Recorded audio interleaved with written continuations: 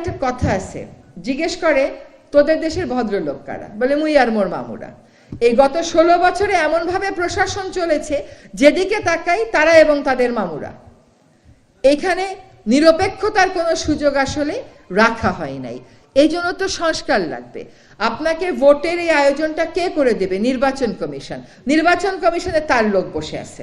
ভোটের সময় জনগণকে নিরাপত্তা কে দেবে? আইন শৃঙ্খলা রক্ষাকারী বাহিনী, সেইখানে তার লোক বসে আছে। এমন ভাবে তাদেরকে বসানো হয়েছে যাতে নাগরিকেরা ভয়ে ভোটই দিতে না পারে। যেমন নির্বাচন কমিশন রাতের ভোটের ব্যাপারে কোনো কথাই বলতে না পারে। এই অপশাসনের বিরুদ্ধে যদি আমরা মুক্তি চাই, তাহলে আমাদের ভোট কেন্দ্রে যেতে হবে, গোলাপি কাগজটা হাতে নিয়ে ভোট দিতে হবে।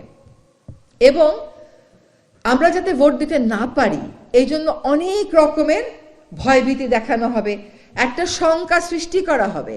ভোট কি হবে? ভোট তো মনে হয় হবে না। ভোট না হওয়ার কি কারণ আছে? একটু আমরা শুনি, ভোট না হওয়ার কি কারণ আছে? ভোটের সকল প্রস্তুতি প্রায় শেষ। 21 তারিখে প্রতীক বরাদ্দ হবে, 22 তারিখের থেকে প্রচারণা শুরু হবে। আপনারা এখন থেকে চিন্তা ভাবনা শুরু করেন আপনারা কাকে ভোট দেবেন। যত বাধা আসুক না কেন, ভোট আমরা দিতে যাব। সরকার প্রস্তুত আছে সকল বাধা মোকাবেলা করবার।